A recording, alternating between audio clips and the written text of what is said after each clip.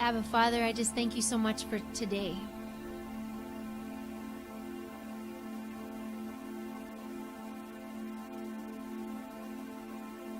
Ruach HaKodesh, I just ask that you'll just minister to our hearts, our minds, to our spirits.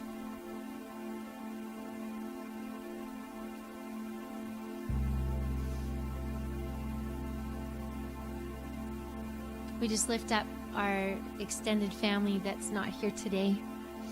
And we just ask that you would just pour out your wind and your fire, and that you would just heal.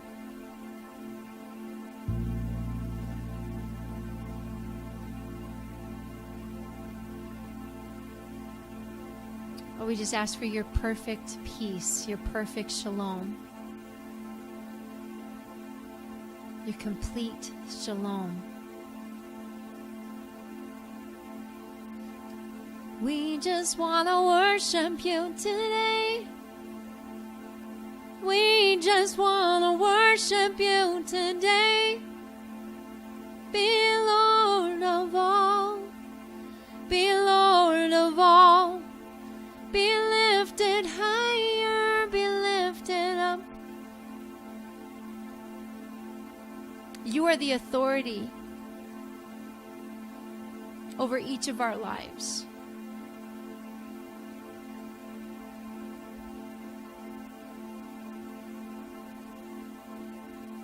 Be lifted higher, be lifted higher, be lifted up.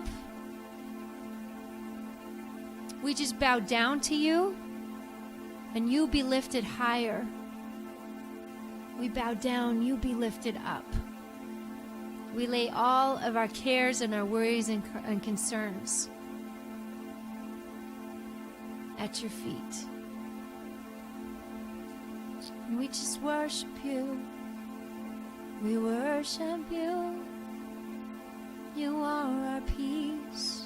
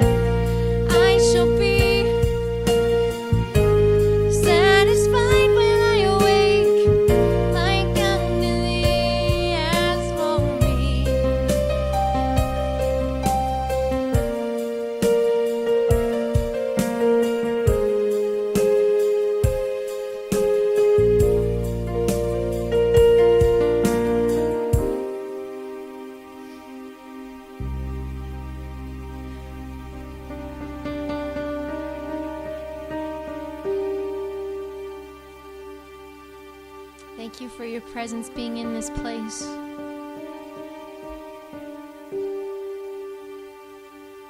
We rest in you, we rest in you.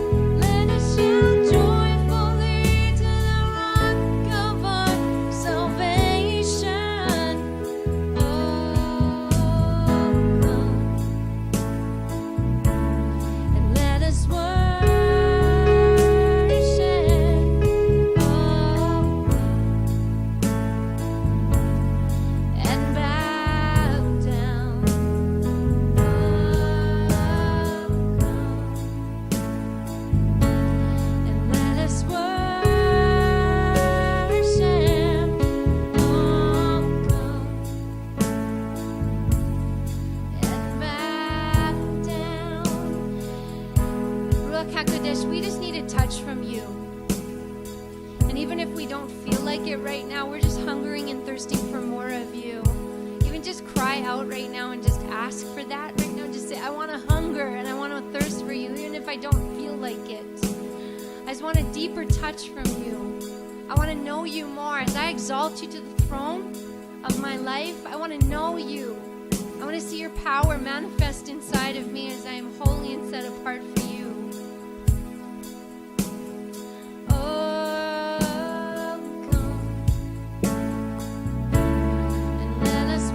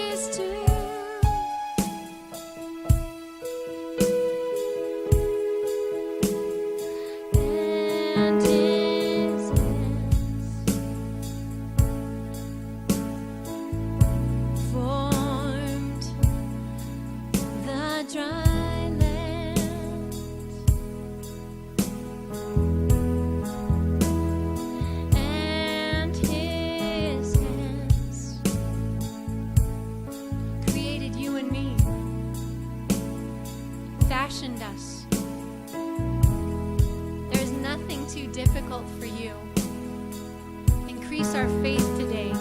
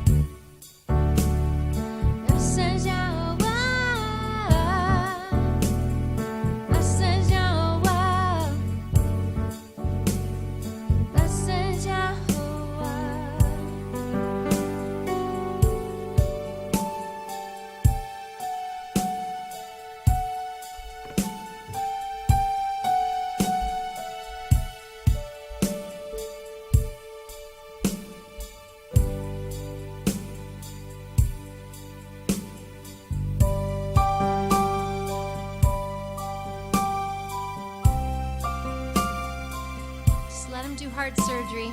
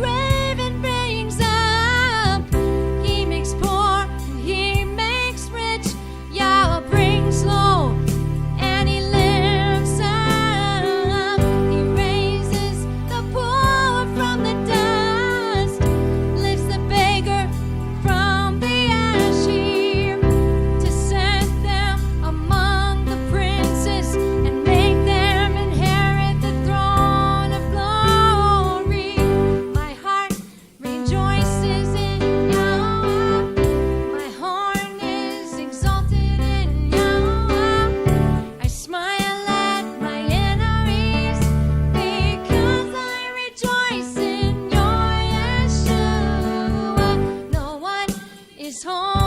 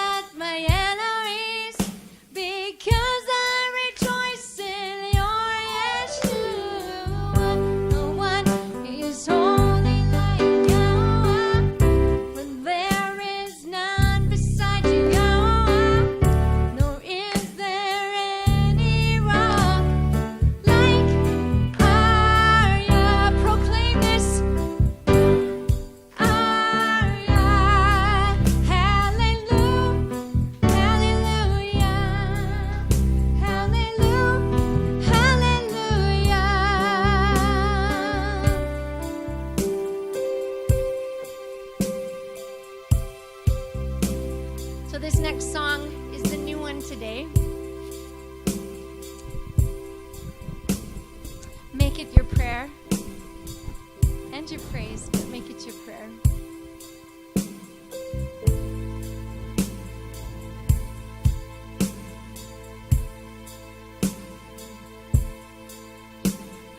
Yahweh, you have proved me, and you have known me. You've known my sitting down and my rising up. Understand my thoughts from afar. You have tasted my path and foreseen all my ways. The first and the last, all my days. You have fashioned me, laid your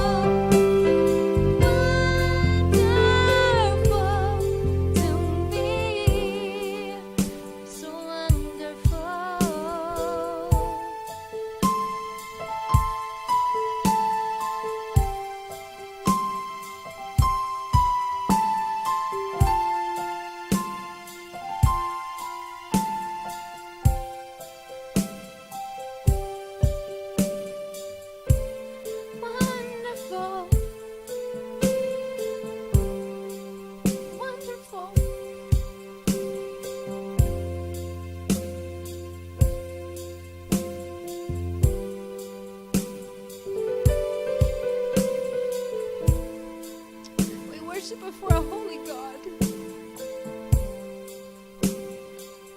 You're so wonderful. Wonderful. Wonderful to me.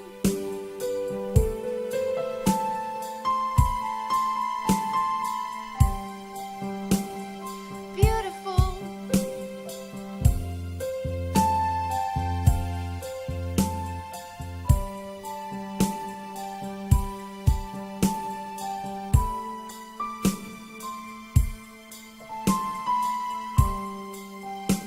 You are a peace. Thank you for restoration. Thank you for your peace. Just take a deep breath, everybody. He's the one that gave you the breath of life. Just wants to breathe anew into you today.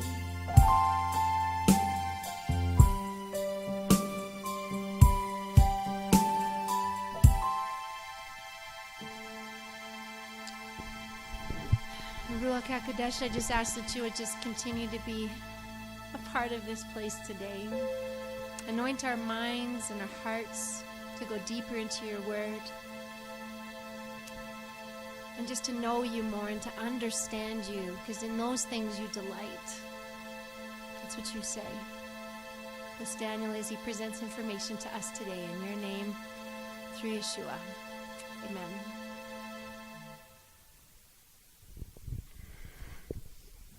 Thank you, Father Yah, for the sun that rose today. Thank you, Father Yah, for the sun that sets at the end of this day. Thank you, Father Yah, for all the favor that you have shown each of us today. And we ask that you continue to let your peace be upon us at the end of this day. Davene, thank you again. And I'd like to thank everyone for being here on another sunny afternoon. And as we all think about the life challenges that we face, let's keep our Creator in mind and let His mercy and grace continue to sustain us. So we are in Genesis chapter 10 tonight, a milestone. And tonight I call this one the Nations Divide. So the news piece we are going to read is somewhat related to the topic we are going to be getting into. And it all has to do with that place and that region where a lot of the stuff we're going to be talking about actually unfolded. And just a clarification, because I didn't know what despot means. So a short definition means cruel leader. Saddam's Disney for a despot. How Dictators Exploit Ruins, from BBC by Paul Cooper, April 20th, 2018. The palace looms on the horizon, all angular facades and gaping windows, almost too bright to look at in the baking Iraqi sun. It's a short drive up the spiral road to the top. The loose scree, overgrown with olive trees and palms, burst free of the once luxurious gardens. This was once one of Saddam Hussein's most opulent palaces. Inside, you can see the traces of its finery, the exquisitely carved mantels and doorways, the grand chandelier still hanging in the entrance hall. But now the walls are spattered with graffiti, and local kids play football in the echoing space. Glass beads from the chandelier scatter the floor, and the palace of the once all-powerful dictator has become an empty ruin. If you walk out onto the balcony of the dictator's bedroom, the plains stretch out before you, and another ruin fills your view. The sprawling mass of broken walls and ancient architecture that shows where 2,500 years before the city of Babylon once ruled the world. For Saddam, the ruined city of Babylon had always held a special fascination. He ordered an ambitious reconstruction of the city's walls, costing millions of dollars at the height of the Iran-Iraq War. And he raised the walls to a historically improbable 11.5 meters, otherwise 38 feet high, drawing criticism from the international archaeological community, who accused him of turning Babylon into Disney for a despot. As a finishing touch, Saddam built an anachronistic Roman-style theater in the ruins. When archaeologists told him that ancient kings like Nebuchadnezzar had stamped their names on Babylon's bricks, Saddam insisted that his own name be stamped on the modern bricks used in the reconstruction. For the theater of totalitarian rule, the ancient ruins were an indispensable backdrop. In 1981, Babylon was where celebrations took place to commemorate the first anniversary of the Iraqi invasion of Iran, with officials using the slogan Nebuchadnezzar al-Am's Saddam Hussein al-Yam, which means yesterday Nebuchadnezzar, today Saddam Hussein. At one point, Saddam built a giant plywood model of himself standing over the Ishtar Gate, otherwise known Easter Gate, in Baghdad, and in the 1988 festival, an actor representing Nebuchadnezzar handed a banner to the Iraqi Minister of Culture, declaring Saddam Hussein to be Nebuchadnezzar's grandson and flag bearer of the Twin Rivers. Now, Saddam Hussein thought that he was the reincarnation of Nebuchadnezzar, so he tried acting out a lot of those scenarios pertaining to that once mighty Babylonian king. And he tried to recapture a lot of the ambience from that era. And I thought this article would have been a good backdrop for us to get into our topic for tonight, the nations divide.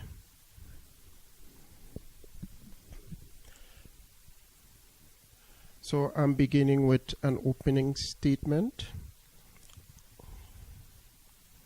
and reason being, this topic could have gone in so many different directions because it's a big topic. There is a lot taking place in that period of time as well as in our current time. So I wanted to ensure that I keep on track. So I think the opening statement will help put things into perspective as we move forward. And Davene would begin reading. Bereshit, Genesis 10, is commonly known as the Table of Nations. When looking at peoples and nations, we can base our understanding on one of two positions. The anthropological mindset. Okay, what does that mean? That's dealing with the study of people and anything to do with their movement, culture, history, etc. And from biblical discernment. And as much as there is a lot of information from an anthropological perspective, we should always keep in mind that as believers, we should always view it from that biblical perspective to help us to put things into that space of understanding. This chapter of the Book of Beginnings lists the generation of Shem, Ham, and Japheth and their migrations. We would like for everyone to have an open mind with this chapter for your further investigations. The Table of Nations coincides with the period in archaeology known as the Bronze Age, which is divided into three periods, which are early, middle, and late, and underwent a sudden collapse before entering into the Iron Age. The Iron Age saw the rise of the Hebrews under the banner of Israel as a nation. This age, Bronze, is dated between 3500 to 600 BCE, give or take. Our focus is in an area known as the Levant Fertile Crescent, all the way into northern Africa. Of the land attributed to him and many of his descendants, this period is also known for unknown people showing up, such as the infamous Sea people and the Gutian people. Gutian people. Also, another construct to include in your contemplation is the geopolitical description given to regions such as the Middle East. This term was coined in the early days of the British Empire conquest into those regions. There seem to be new efforts to redefine the territorial boundaries attributed to that geopolitical construct. At this point, every letter, word, repeated word, grammar, punctuation that is read in this chapter is important to our understanding. Also, please keep in mind recent attempts to discredit the scriptures by mainstream publications, which can make understanding the Bible narratives more difficult. So for further research, you guys could look up the Bronze Age, why that Bronze Age period is important, and I also included some other resources in terms of the different archaeological ages in different regions. So there is not a Bronze Age in America, but there are other regions that coincided with that period in that specific geophysical location. And as well a little definition for what is the Middle East. So based on these images that I have posted here, the focus is in this region, as I said, that is termed as the Middle East. So when you're looking at the scriptures, keep this location in mind because everything is playing out in this region. So when you say this region, everything that's in this map is considered the Middle East? As I said, they're redefining this map, so this is based on our old understanding of what the Middle East constitutes. They are currently extending it further into Africa now. Okay. But this is based on Bible studies. So we are in Genesis 10, verse 1. Now these are the generations of the sons of Noah, Shem, Ham, and Japheth. And to them were sons born after the flood.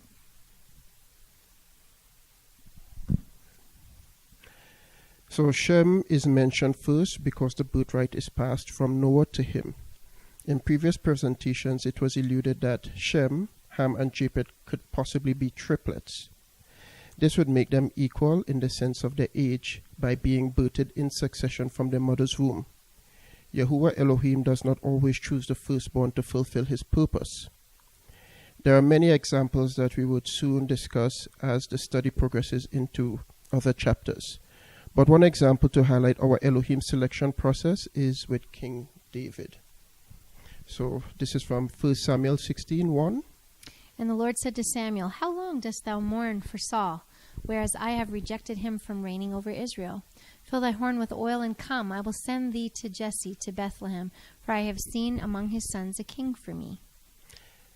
And further in that chapter, that verse 5 to 7. And he said, Peaceably, I am come to sacrifice to the Lord.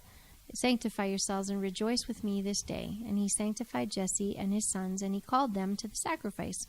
And it came to pass when they came in that he saw Eliab, and said, Surely the Lord's anointed is before him. But the Lord said to Samuel, Look not on his appearance, nor on his stature, for I have rejected him. For God sees not as man looks, for man looks at the outward appearance, but God looks at the heart. And we know at the end of the narrative that David wasn't among his brothers. He was out tending to his father's sheep, and then he was called in, and Samuel finished the task of beginning the process of him becoming the next king of Israel. And he was the youngest. So all of this is to say is that the Most High would choose how he chooses to choose those he wants to do his job for him. And it's not always based on our perception of things, but how he judges the man's heart. Oh, you went too far. Okay. So Genesis 10, 2 to 5. The sons of Japheth, Gomer, and Magog, and Madai, and Yavan, and Tuval, and Meshach, and Tiras. Mm-hmm. And the sons of Gomer, Ashkenaz, and Riphat, and Togarmah. And the sons of Yavin, Elisha, and Tarshish, Kittim, and Dodanim. By these were the isles of the nations divided in their lands, everyone after his tongue, after their families, in their nations. Can you read the Septuagint version for me? The sons of Japheth, Gomer, Magog, and Madai, and Jovan, and Eliza. Okay, stop there. Now in the Septuagint, there seems to be an extra child attributed to Japheth, and we'll sort of allude to that later on. But and Tobal, and Mosach, and Thyras, and the sons of Gomer, Ashkenaz, and Riphath, and Thorgma, and sons of Jovan, Eliza, and Thersias, Chetians, Rhodians. From these were the islands of the Gentiles, divided in their land, each according to his tongue, in their tribes, and in their nations. So eventually we're going to be looking into some of these words and what we think it should mean. So what I've done here, we have already discussed the meaning of the name of Japheth, so I just included it into the presentation. So when you're doing your research into this, you don't have to go back and forth. The information is right there for you to look up. So, and I did this with the others as well. So this is just to remind you about the definitions of their name. No. Okay, so here I've listed each of the generations. So starting with, this is the second generation from Noah, but Japheth's first generation. So we have Gomer or Gamer, which means complete. We have Magog, and I've bolded that name, which many of us are supposed to know. And his name means land of Gog. We have Madoi, middle land. We have Yovan or Yavan, which is attributed to Greece, otherwise also known as Ionia. And then I listed this one in red because in the Septuagint it's listed, but in the Masoretic it's not listed. And I haven't found any commentary to differentiate why that took place, but we can only suppose it may not have been necessary for them to include it in the Masoretic. That's just one opinion. Then we have Tuval, thou shalt be bought, Meshach, drawing out, and Tyrus, desire. Right, so the second generation of Japheth, through his son Gomer, so it's focusing on one of his generations. So we have Ashkenaz, and it means as a man sprinkled, fire as scattered. Then we have Rephat, which means spoken, and we have Togarmah, thou wilt break her. And then the second generation of Japheth, through his son Jovan, so that's his next son. We have Elisha, God of the coming, and in brackets 1.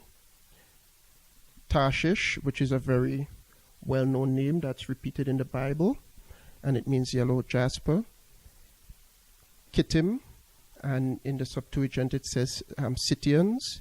Now Kittim is sometimes attributed to Greece, but the Scythians is a very peculiar set of people. There's a lot of mixed information about who they truly are, but they have been known for their prowess in war. And it would be nice for you to look up those guys called the Scythians. And then we have Diodim, if I pronounce that correctly. Dodanim. And that his name means leaders.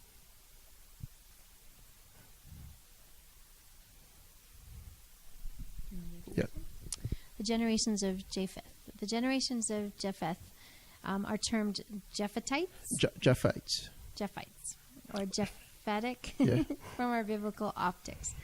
Japhethite in adjective form, good grief, Japhethitic or Japhetic in Abrahamic religions is an obsolete historical term for the peoples supposedly descended from Japheth, one of the 3 sons of Noah in the Bible. The other 2 sons of Noah, Shem and Ham, are the eponymous ancestors. What does eponymous mean? I have no clue. Okay, of the Semites and the Hamites, respectively. In medieval ethnography, the world was believed to have been divided into 3 large-scale racial groupings corresponding to the 3 classical continents: the Semitic peoples of Asia, the Hamitic peoples of Africa, and the Japhetic peoples of Europe. The term has been used in modern times as a designation in physical anthropology, ethnography, and comparative linguistics. In anthropology, it was used in a racial sense for white people, a Caucasian race. In linguistics, it was used as a term for the Indo-European languages. These uses are now mostly obsolete. In a linguistic sense, only the Semitic peoples form a well-defined family. The Indo-European group is no longer known as Japhethite, and the Hamitic group is now recognized as paraphyletic, which is, what does that mean? Within the Afro-Asiatic family. As I said, it's a lot of information. It could have gone in many directions, but I want to keep it as narrow a scope as possible. So continuing on with Japheth. Only 2 generations of Japheth is documented, and from this the people groups attributed to him is developed. With this generation there are a few notables. And there is Gog and the alliance. In end-time prophecy, Magog features prominently, and given the current situation in the geopolitical region termed the Middle East, it's something that we need to keep in mind. In Ezekiel 38, the prophet is told to utter words against a figure known as Gog. And please keep in mind the meaning of Gog. Magog, the land of Gog. Ezekiel 38, 1-6. And the word of the Lord came to me, saying, Son of man, set thy face against Gog and the land of Magog. Rose, prince of Meshach and Tobal, and prophesy against them, and say to him, Thus says the Lord God, Behold, I am against thee, Roz, prince of Meshach and Tobal, and I will gather thee and all thine host, horses and horsemen, all wearing breastplates, with a great multitude, shields and helmets and swords, Persians and Ethiopians and Libyans, all with helmets and shields, Gomer, and all belonging to him, the house of Thor-Gamma, from the end of the north, and all belonging to him, and many nations with thee. So, as you can see there in that passage from Ezekiel, a lot of the nations are listed that is going to be in alliance with Gog, who is the chief leader of the people of Magog. Now, a lot of people think that Magog represents Russia because of that word, the Rosh. If some of you don't know, Russia, the whole Russian language had to be built up by a Greek monk because they didn't have a written language. So when he went to help the Russian people build their language, he took elements of Greek and of Hebrew and a couple other language scripts, Latin. And he pieced it together to come up with what is known as, I think, it's Cyrillic. Syriac? Yeah, that's the text. So in prophecy, because Russia gets part of its name from that word, they believe this is Russia. But I tend to think differently. Unfortunately, this caused a little panic a few years ago. Initially, when Russia went into Syria to intervene on Bashar al-Assad's behalf, he suddenly decided to pull out his forces. And that sent a lot of people in the prophetic circles into meltdown because they were looking to see if it would have instigated the so-called Gog-Magog war. But one thing we need to keep in mind, it says Gog, prince of Magog, and not Gog and Magog. So that's just something to keep in mind. Because of how this passage of scripture is worded, typical the word Rosh, as I said, particularly yeah. So I already alluded to this, the whole situation that's taking place. And lastly, Japheth seems to have a forgotten child as listed in the Septuagint. This offspring does not affect the timeline in any way, but is interesting nonetheless. But it's in the second generation that same name is listed, though, right? In other generations. Yeah, in other generations, yeah. So this is a visual representation of that family tree, and since they said they're scattered to the islands, which we'll sort of talk about next, I decided to put the wonderful palm trees in the background. So those are the generations of Japheth. It's more or less straightforward. And in this illustration, I put anything with S means it's in the Septuagint. Anything M means it's from the Masoretic. So that's more or less the key. So if you see the S alone, it means it's not listed in the Masoretic text. So I have a question. Who is a Gentile and who isn't a Gentile? The scriptures have many references to Gentiles that should not be ignored or glossed over. We would look at one example of this at the end, Gentiles. So keep in mind that Israel as a nation is not constituted as yet, and you'll see why that's important to keep in mind. So Genesis 10, 6 and 7. And the sons of Ham, Cush, and Mizraim, and Put, and Canaan, and the sons of Cush, Siva, and Havilah, and Savta, and Ramah, and Savteca, and the sons of Raamah, Shiva, and Dedan. So far, so good.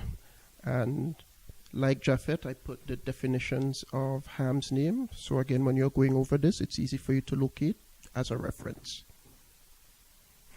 And these are his generations. So we have Cush, Mitzrayim, Put, and Canaan. And Cush means black. Mitzrayim means double streets. It also means, I think, between the parts. And we'll get to Egypt shortly. Okay.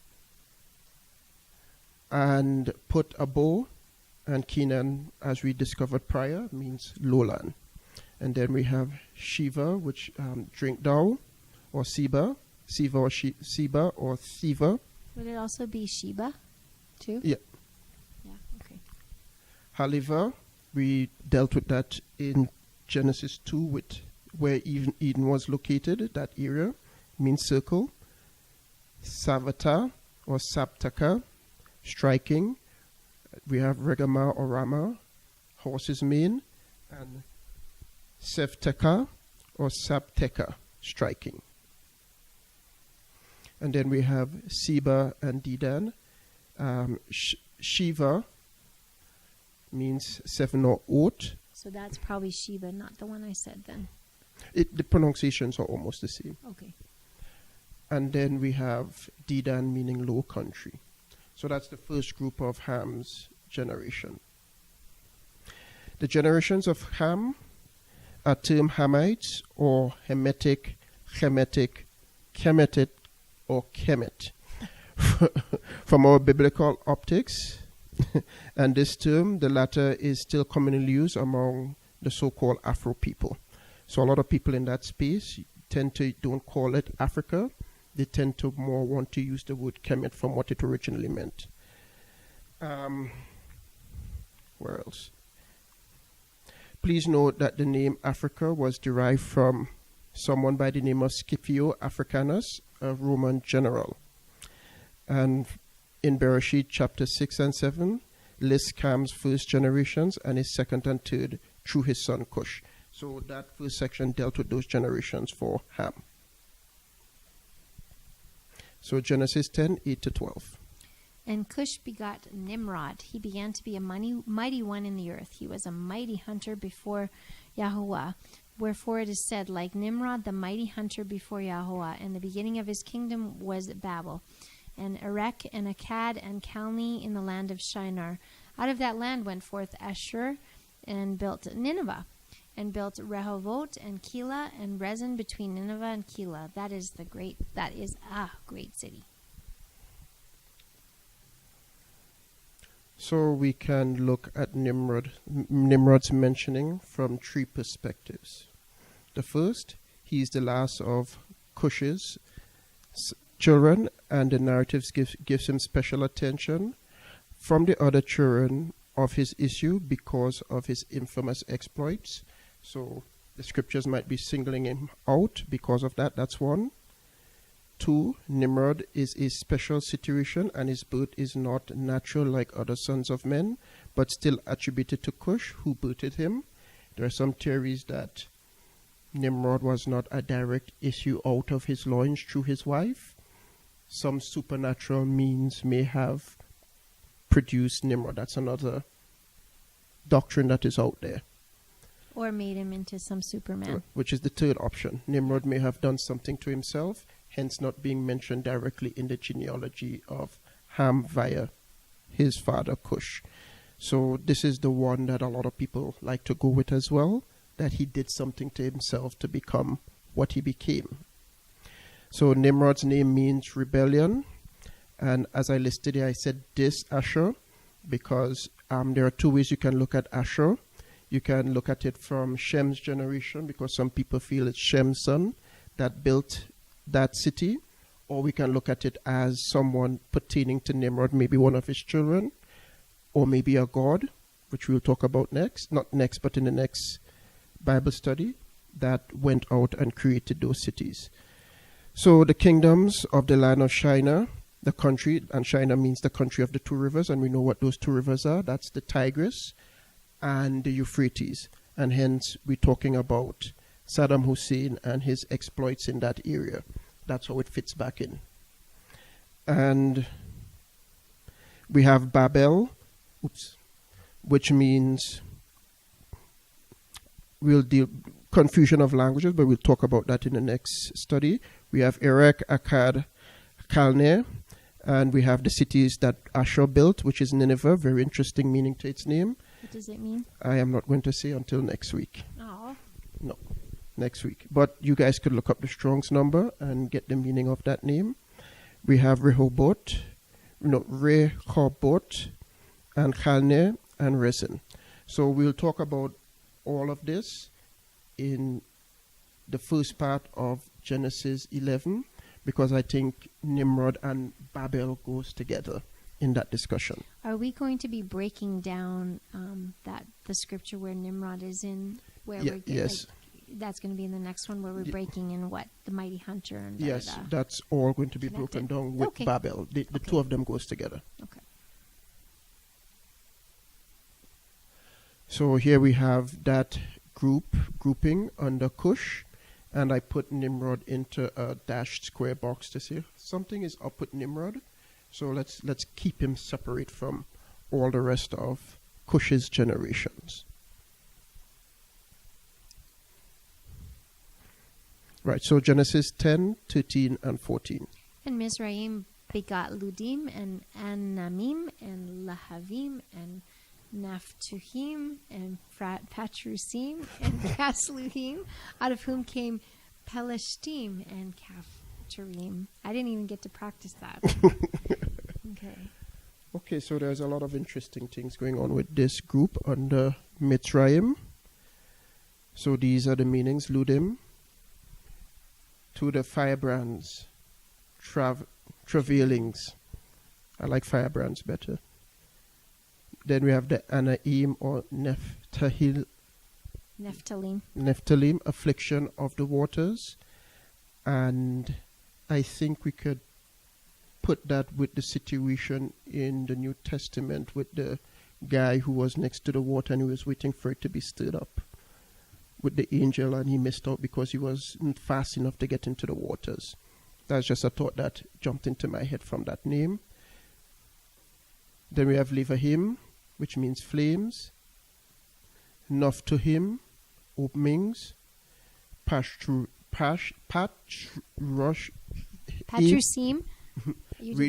Region of the south. Casluhim. Fortified.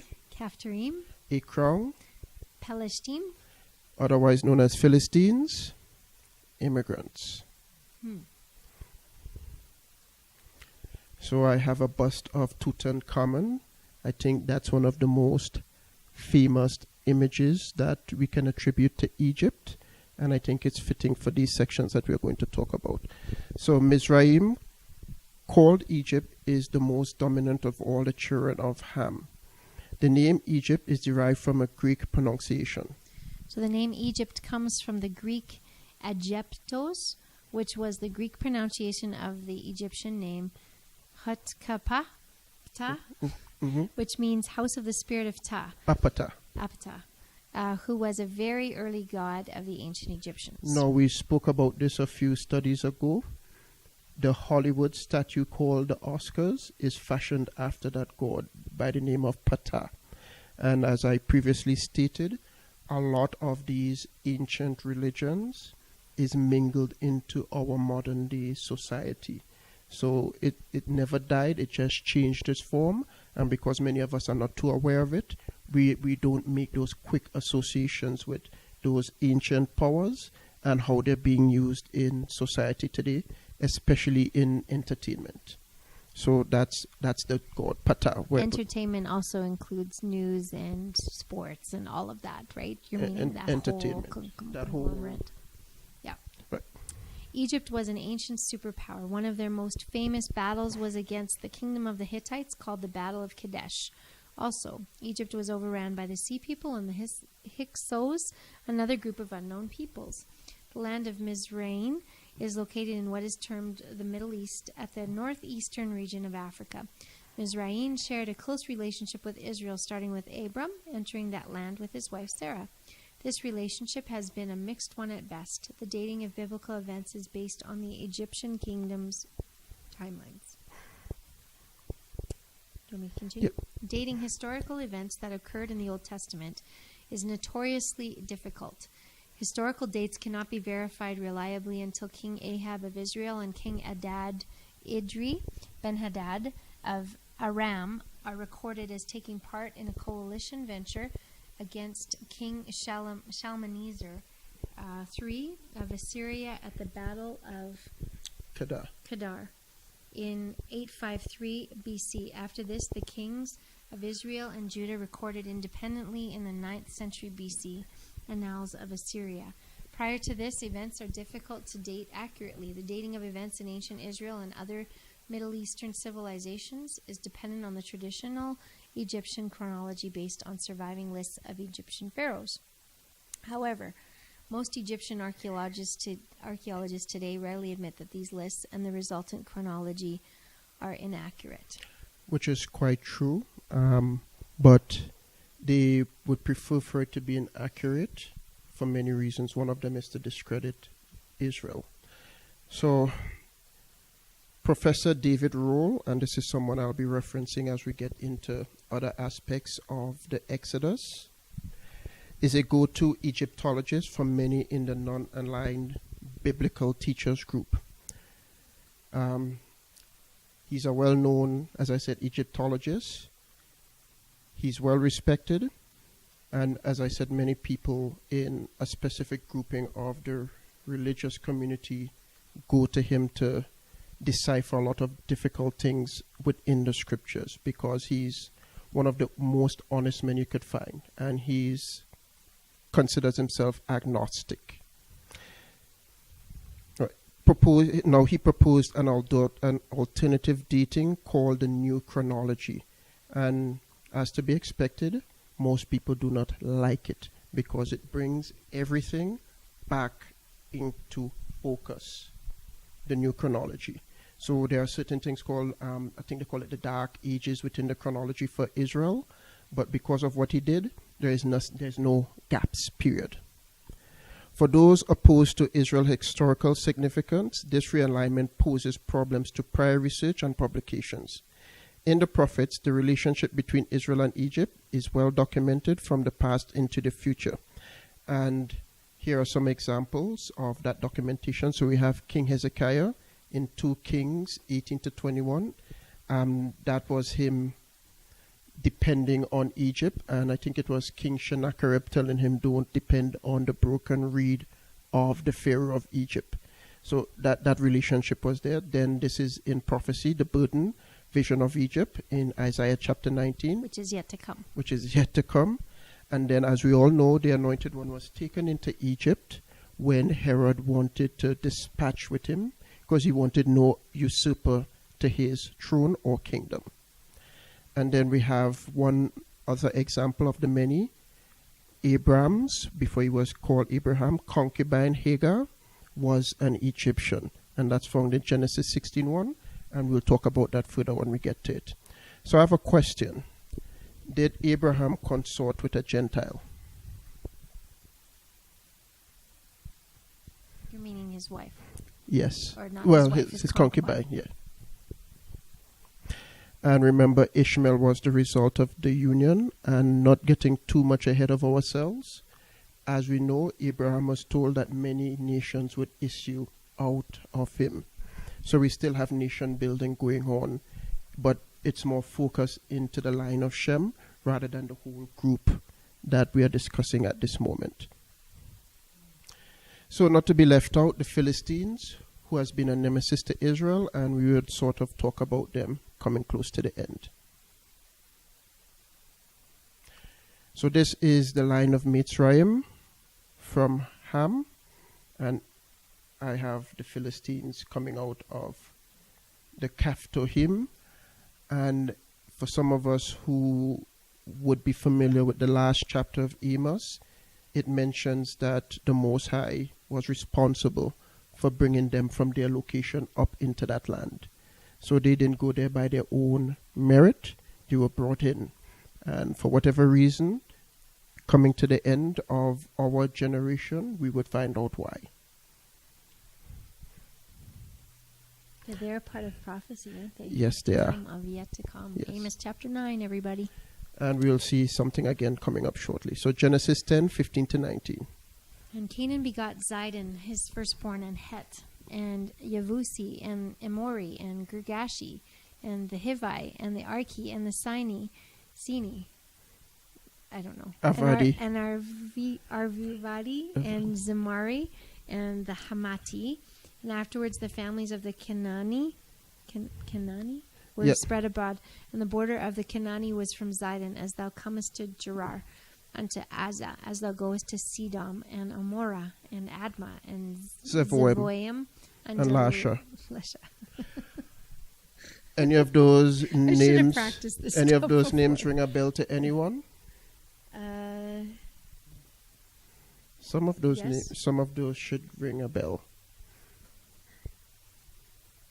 So let's look at the meanings of the name. So this is the second generation of Ham through his son Canaan. So we have Zidon or Sidon, means hunting. We have Het, which means terror. And the children of Het had an encounter with Jacob.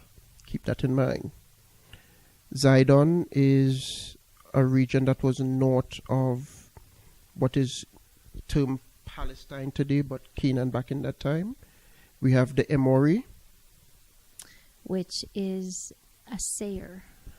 Right, and the Emori is going to be an important figure coming up too as well because of the iniquity of the Amorites. So keep that in mind also. We have the Hivi. You missed that one. Oh, we have the Girgashi. Dwelling on a clayey soil. Not a good place to dwell.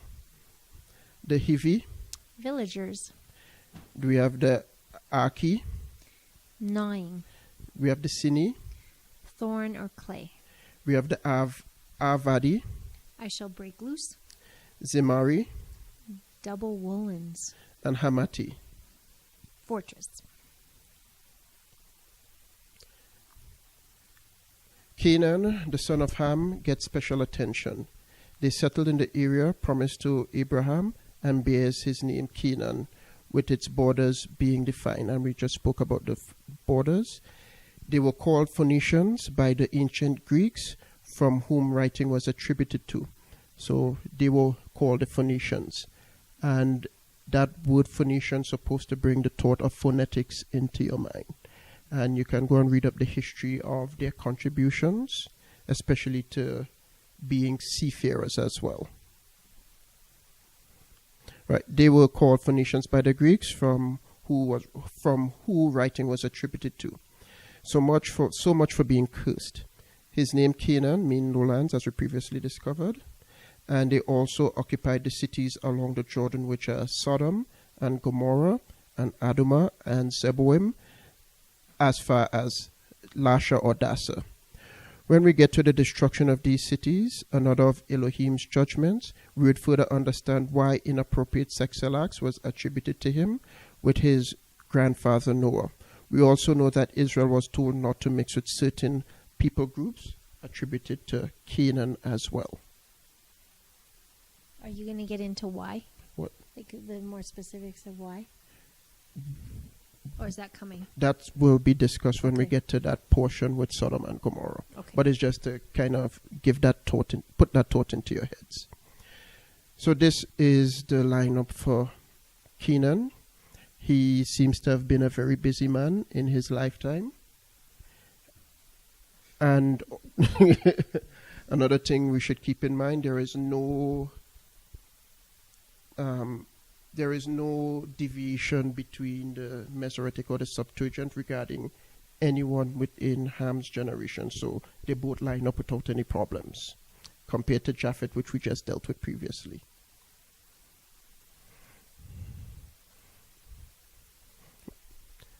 These are the sons of Ham. Oh, sorry. Genesis 10, verse 20. Go ahead. No. And these are the sons of Ham, after their families, after their tongues, in their lands, in their nations. There are many things that can be said about the relationship between Israel and some of the Kemetic tribes. namely and most notably are Egypt, the Canaanites, which include the Jebusites, Sidonians, then we have the Ethiopians, Philistines, and a few others in the development of ancient Israel. So moving forward in the scriptures, you'll always observe that the children of Ham always had that close sort of bonding with the children of Shem. And this is a repeated theme throughout the scriptures. The relationship between Israel and Kemetic tribes seem to be tied at the hip. Also notice no reference to Gentiles is made pertaining to the generations of Ham. Only seems to have been made in relation to Japheth so far. So now we are on to Genesis 10:21. To Shem also, the father of all the children of Eber, the brother of Japheth the elder, to him were children born. And again, I included the information attributed to Shem here. So when you're looking over the information, it's easy for you to pull up rather than going to dig in other places to get it. And the generations of Shem. The opening statements to Shem links him to his brother Japheth and a future generation Heber. His brother Japheth may have been the elder of the three, but the birthright was given to Shem, and we discuss why sometimes the eldest is overlooked in favor of the younger. Other biblical commentary would suggest that Ham was excluded because of his alleged sin against his father.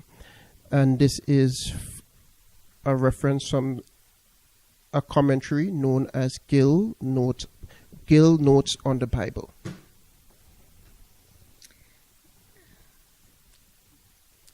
So I'm reading that one. Yeah. The brother of Japheth the elder, he was the brother of Ham too. But he is not mentioned because of the behavior toward his father and because of the curse that was upon him and his. But Shem's relation to Japheth is expressed to show that they were alike in their disposition, and it may be to signify that in times to come their posterity would unite in spiritual things, which has been fulfilled already in part, and will be more fully by the coalition of the Jews, the posterity of Shem, and of the Gentiles, the posterity of Japheth in the Christian church state. And we'll get back to that whole Gentiles talk. And again, as I said, this is old biblical commentary. You could still hold on to it, or you could formulate new understanding based on our current generation. Current generation meaning what? They've got new studies, new archaeological finds, new all everything. that kind of stuff. Okay. New understanding. So then really, technically, this commentary would be deemed obsolete. Yes. Right. Okay. But it's still relevant. It's just to show the thinking back then versus what is the current understanding of things. Oh. There's a concept of adopting children of your lineage, but not of direct issue. Again, as we see throughout the scriptures, the assumed firstborn of Shem would be bypassed, and Heber was elevated and given the birthright. So we also see that with Esau and Jacob. We see that with Ephraim and Manasseh, and when we get to those passages, we would deal with it in full. So we are on Genesis 10:22-25. The children of Shem, Elam and Asher and Arphaxad and Lud and Aram. And the children of Aram, Uz and Hul and Geter and Mash. And Arphaxad begot Shelah, and Shelah begot Eber. And to Eber were born 2 sons. The name of one was Peleg, for in his days was the earth divided, and his brother's name was Joktan. And can you read the Septuagint? Sons of Sem, Elam and Asher, Arphaxad and Lud, and Aram and Canaan. And sons of Aram, Uz and Ul and Geter and Mosach. And Arphaxad begot Canaan, and Canaan begot Salah. Right, stop there. There is an extra child listed in the Septuagint. Where did that child come from? So continue. And Salah begot Heber, and to Heber were born 2 sons. The name of the one, Peleg, because in his days the earth was divided, and the name of his brother, Joktan.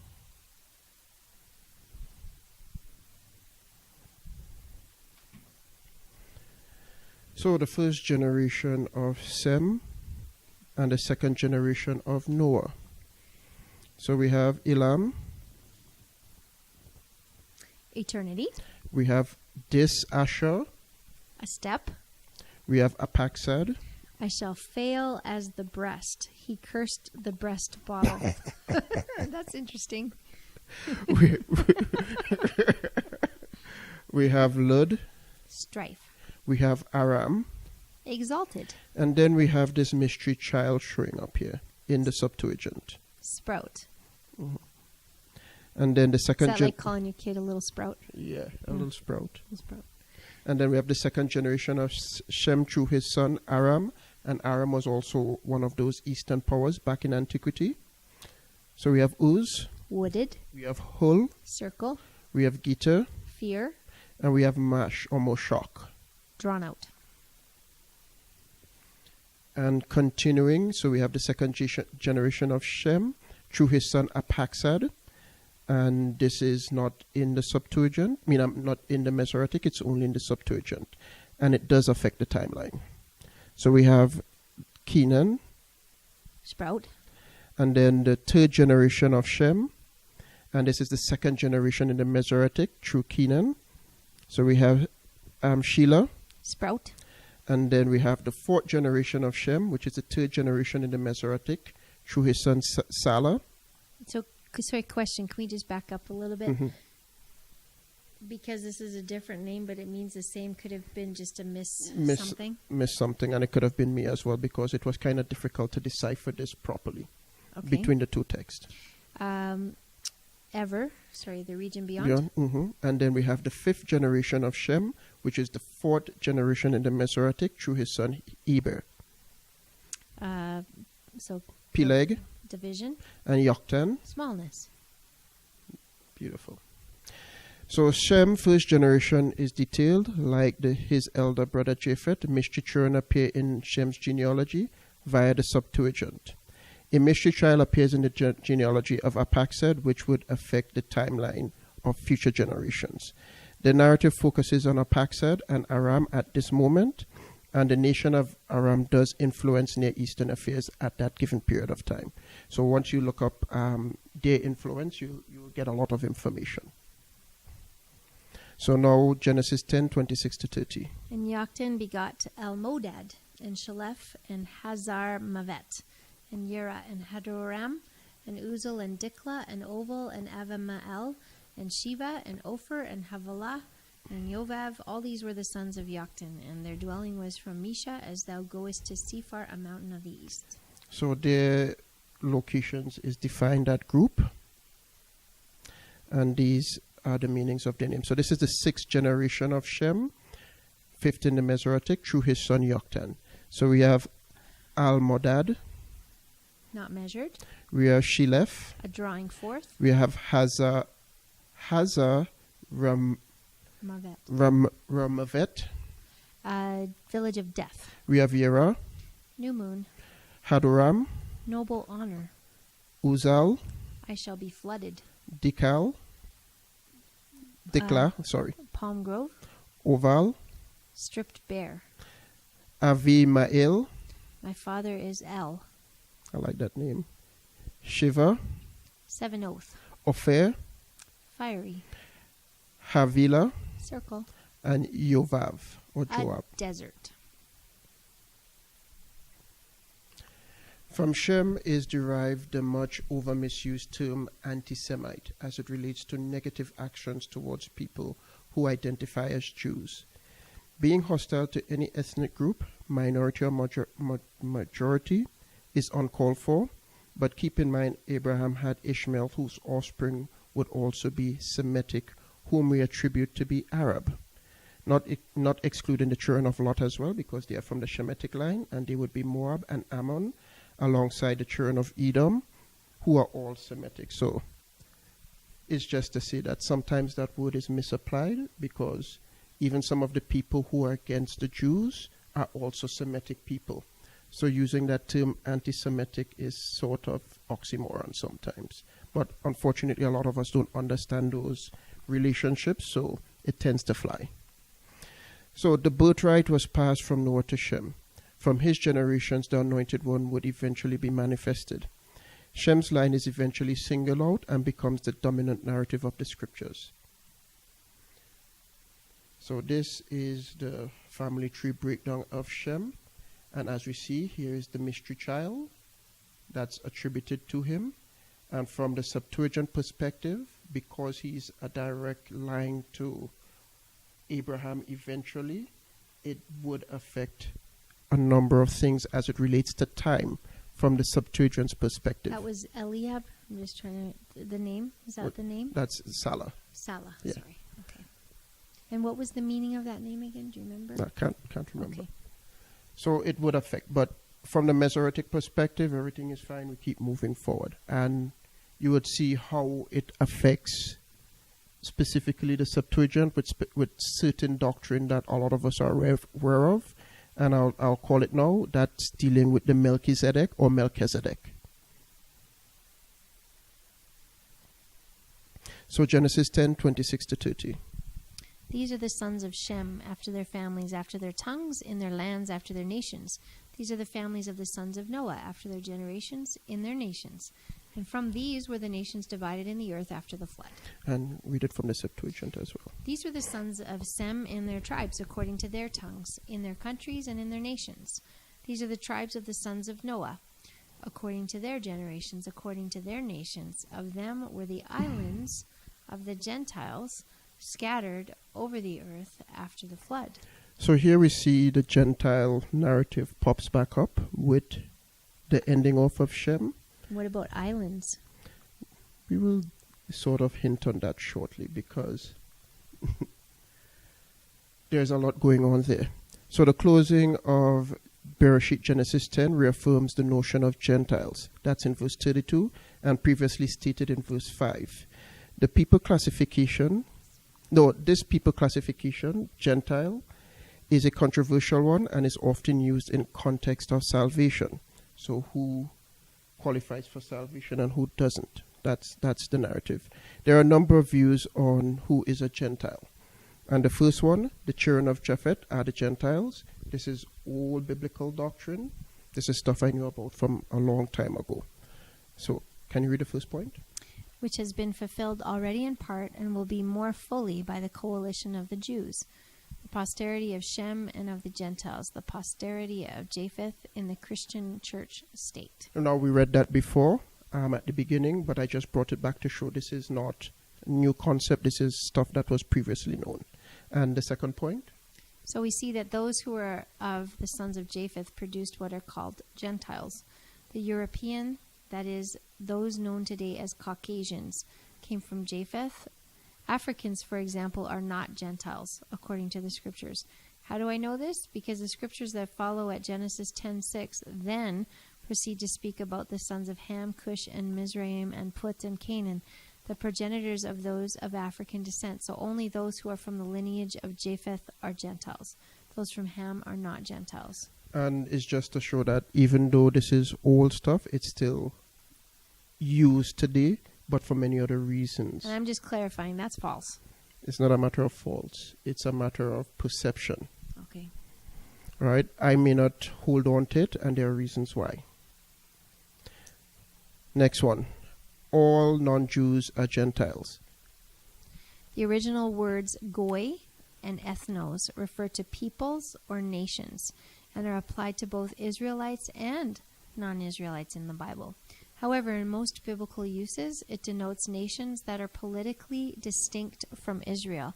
Since most of the nations at the time of the Bible were heathens, goy or Gentile became synonymous with heathen, although their literal translations are distinct. Answer.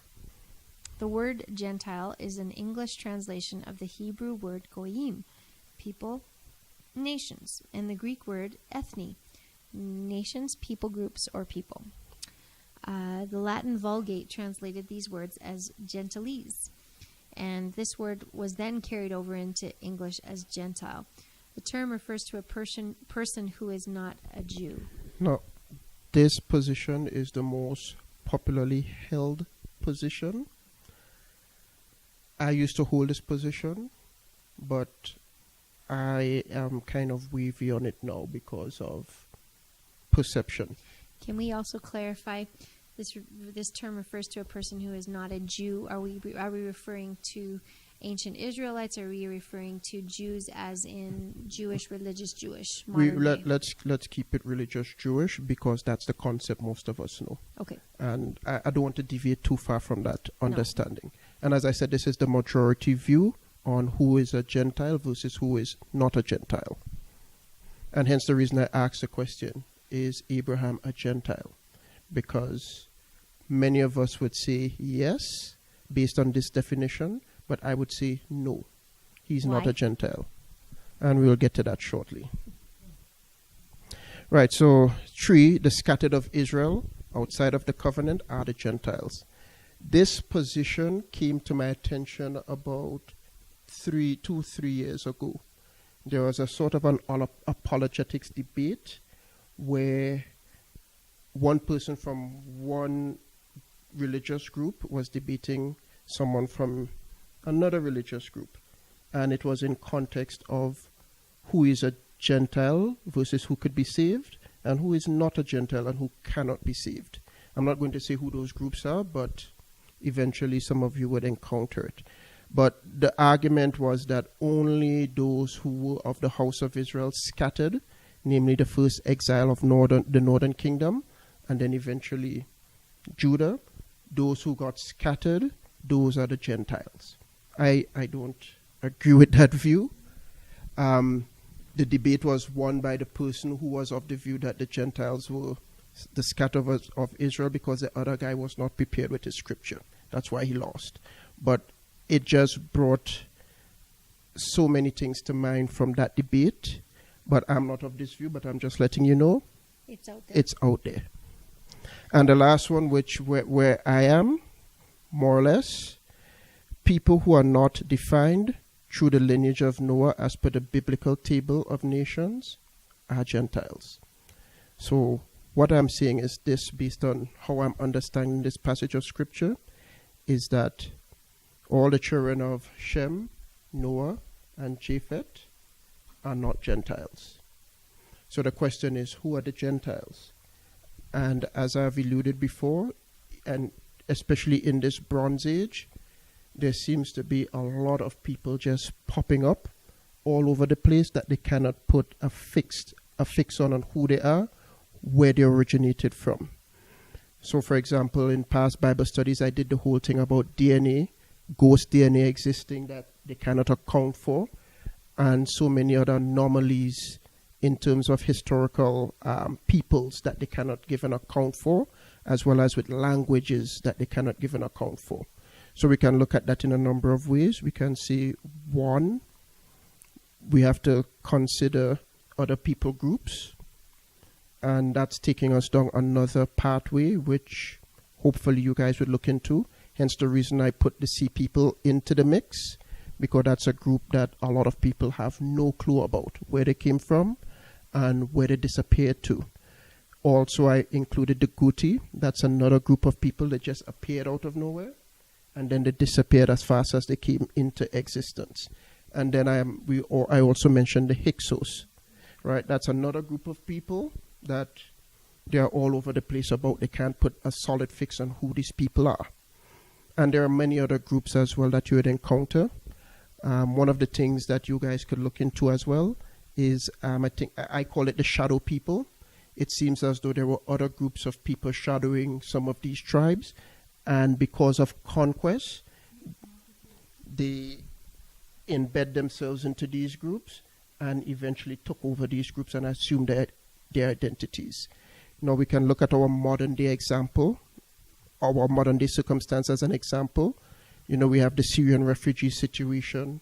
We have the Ringonga, if I pronounce that correctly, in Asia, that situation where peoples are being driven from lands that they claim is theirs. Now let's say you repopulate them into a new location. After 3 generations, what do you think is going to happen? Can you clearly identify them as the original people, or are you going to identify them as now native to that new country where they are now being a part of? And we need to remember as well, back in that time of antiquity, one of the things they used to do is totally move peoples from one location and put them into another location as punishment. Case in point, we have Israel. When King Shalmaneser came and deported the northern tribe out of their land. And what did he do? He repopulated the land with other peoples. And hence the modern day Samaritans as we know them as now. So that's a classic example of that sort of reshuffling the deck, as I would say. So there's another, I know we're talking specifically about nations and people groups in relation to the word Gentiles. But then there's also the picture, if you will, of the nation of Israel once it comes into play, when it's named and labeled Israel, and those that are, and then of course those that are grafted in become Israel, and then those that are not of Israel are the Gentiles or the heathens. Is that from our modern day optics, that's how it is? right? I'm not saying change it. I'm just giving information as to how I'm perceiving it now. So from our modern day optics, that's how it is. Jews, non-Jews are the Gentiles. No, not Jews. No. I'm talking about Israel. Okay, Israel. Israel and those that are following Torah, that have been saved by Messiah, and so they're grafted in to that. And then those that are not grafted into Israel are Gentiles. That's from our modern day optics. That's how we perceive it now. And I know it's confusing, but I am going off of the narrative, how it's being presented here in the scriptures, and not really from how we are taught about who is a Gentile and who is not a Gentile. So this is a pivotal moment as the 3 households of Noah is divided up into tribal groups. I missed out the ethnocentric words. So we have the first one, Goyim, which typically means nations, but the singular is Goy, and that word is applied depending on the circumstance. Then we have Mishpachah. Some in the Messianic circles will know what that word means. It's typically used as family, but it also means tribe as well, depending on the context of the narrative. Then we have Lashon, which means the tongue, which denotes languages. And then we have Eretz being repeated in that passage as well, meaning the land that was appropriated. And the words are also in different variations as well, within verse 5 as well as verse 32. So this is a pivotal moment as the 3 households of Noah is divided up into the tribal groups that is classified as a nation. Now this is my definition of what a nation is. A nation is a collection of people sharing language, as we discovered there, Lashon, ethnicity, that would be Mishpachah, religion, culture, and most importantly, land. Hence the many problems in today's society. The powers that be, and when I mean the powers that be, I'm looking at it from a governmental sort of perspective, have been trying to homogenize different peoples into what we consider nations today and hope that everyone gets along. Unfortunately, that's not happening. One of the problems is, let's use Canada as an example. This is a multicultural society. We have people who are black, Hispanic, whatever what we call the corporate designation is, living in the city.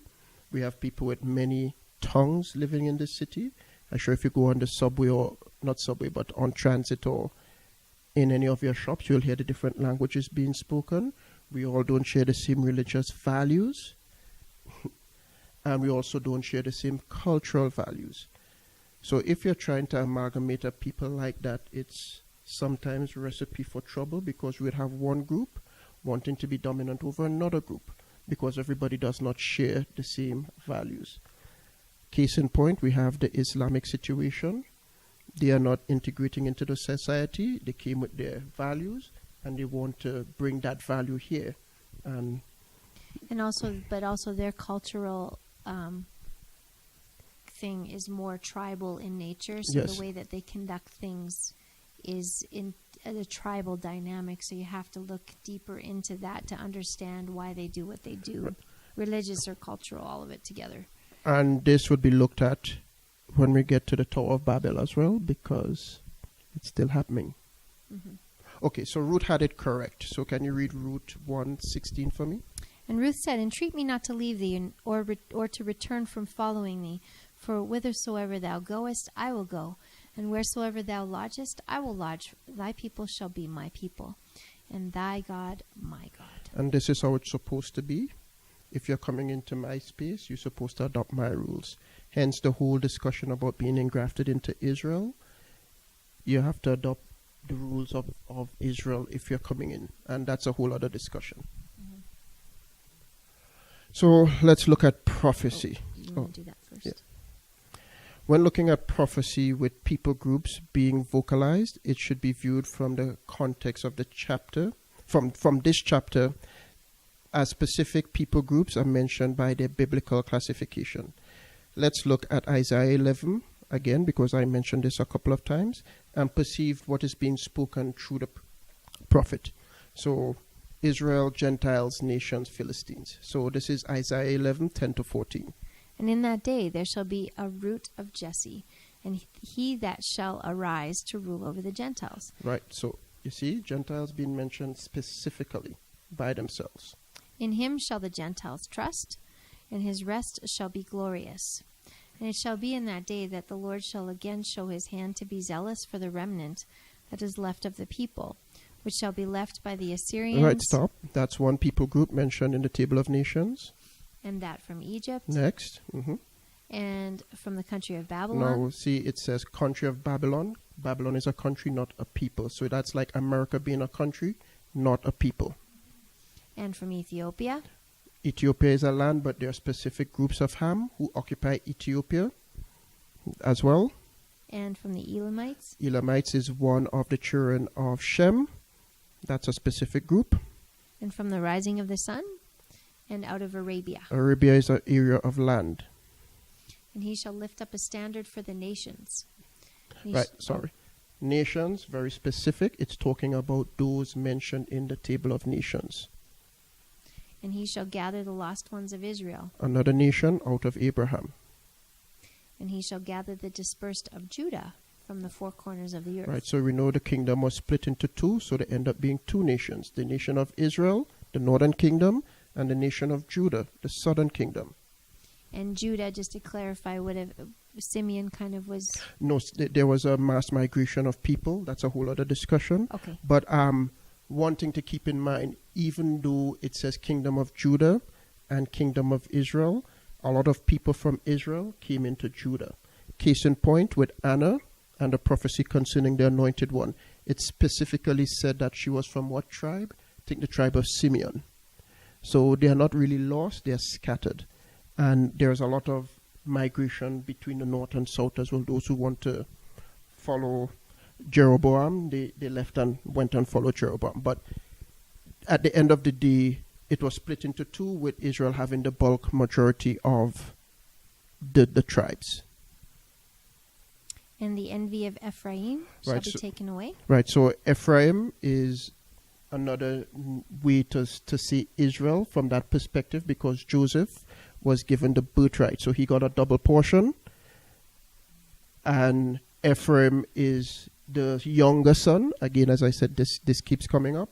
But when it's split into the two tribes, it sometimes will be called Ephraim. Yeah, prophetically, as the northern kingdom, or yes. Israel. Yes, If interchangeable. it's the southern tribe, it just could be Judah. called Judah. Just but Judah. we need to know that, because it's called that in different scriptures. Yes. And when we get to those passages, this would be explained more, but that's why I'm breaking it down here. Okay. Ephraim shall not envy. Did I do that part? Sorry. And the envy of Ephraim shall be taken away, and the enemies of Judah shall perish. Right. Ephraim shall not envy Judah, and Judah shall not afflict Ephraim. So they are going to be reunited as one nation. As one nation. No northern kingdom, no southern kingdom. Everybody is kumbaya, as we would say. And they shall fly in the ships of the Philistines. Now here the Philistines show up again, the nemesis of Israel. What kind of ships fly? I don't know what kind of ships. But these are the Philistines, and we know we had Goliath of Gath, who was a Philistine, but a special Philistine. And again, if you read Amos, the 10th chapter, you'd see where they were called out from wherever they were by the Most High.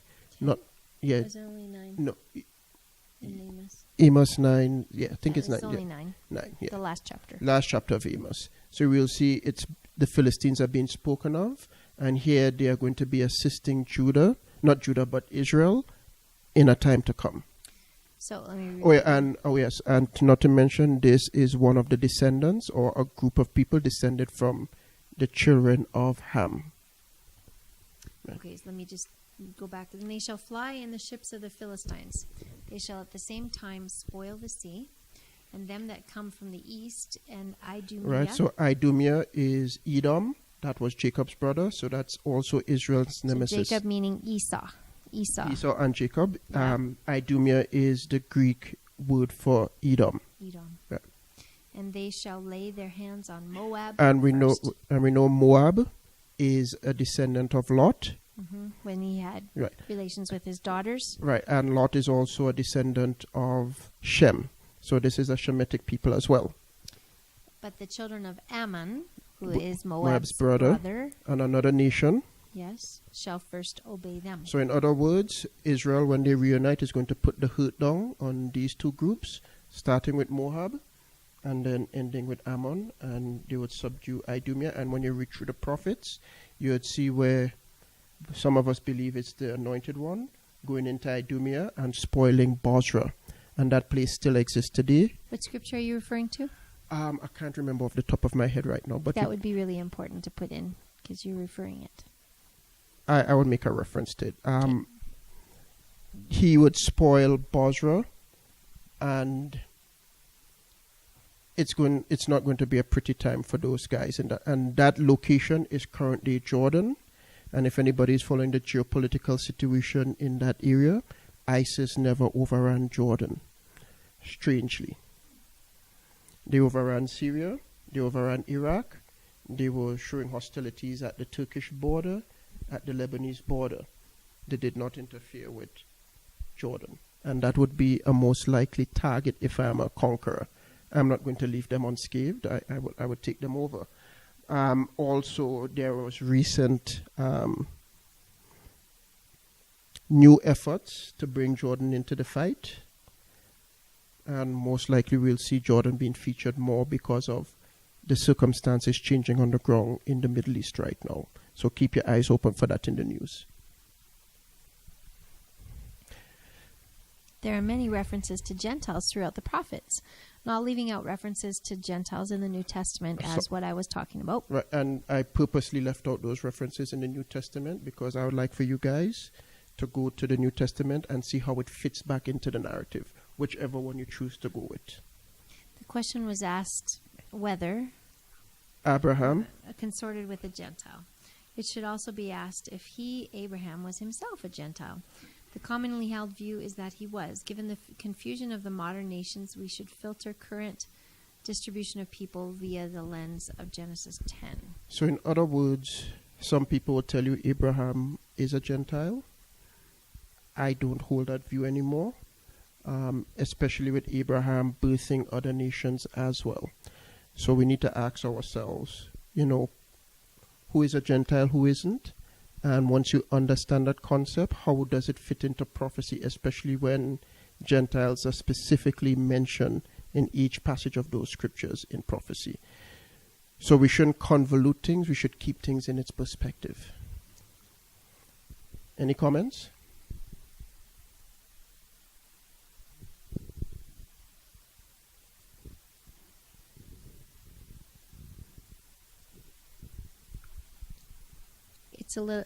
It's still a little fuzzy, I think. Yeah, I'm going to be honest. It's still a little fuzzy. I know, because again, that whole topic of who is a Gentile and who isn't, it's ingrained in our heads. It's ingrained in our heads from one perspective, but read the passage, especially when you read it from like the King James, because the King James specifically makes reference to Gentiles, as well as the Septuagint. It's only the Masoretic it's not mentioned because, again, it's going with the notion that whoever is not a Jew, a religious Jew, that's a good statement, is a Gentile. I was just going to add, the way I've always put it is, those that are in covenant or out of covenant, but the question is, where do you think the covenant began? Right? Very good. Wow. Well, yeah, because Abraham, that was a covenant, but before the covenant, what was he? But even going back further, I mean, you can go right back to Adam and Eve with the skins that they were covered by. You go right back to Noah and all these different covenants that have been made. Yes, yeah. So I always use the term in covenant versus out Out of of covenant, but what covenant are you referencing will determine what viewpoint you're walking away with. Yeah. And that's why I gave those 4 viewpoints. The old viewpoint of Japheth is the Gentile. And at the end of the day, this is something everybody have to put into perspective for themselves. So then according to where we're at right now, who is a Gentile? Is the If you question. want to go with the commonly held view, whoever is not a religious Jew is a Gentile. But that's not there yet. I wouldn't say it's not there yet. Again, this is something people have to read and understand and fully develop what constitutes a nation as per the Bible, not as per what we think based on our modern understanding of things. And yes, it might sound a little bit confusing, but start with the current notion: whoever is not a religious Jew is a Gentile, and build from that platform. That's the best advice I can give.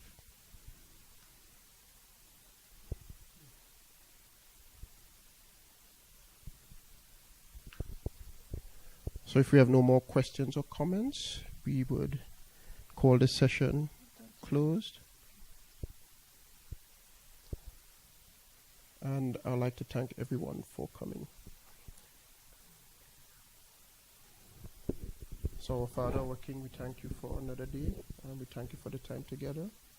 As we make our way home, we ask that you get us there safely. And we also ask for healing, as some of us within our group are challenged. And there are the days where life could become overwhelming. And we need that extra assistance that can only be given from you. That would bring everything into full remission and healing. Thank you for this day. And we ask that for your will to be done. In your name, through Yeshua. Amen. Amen.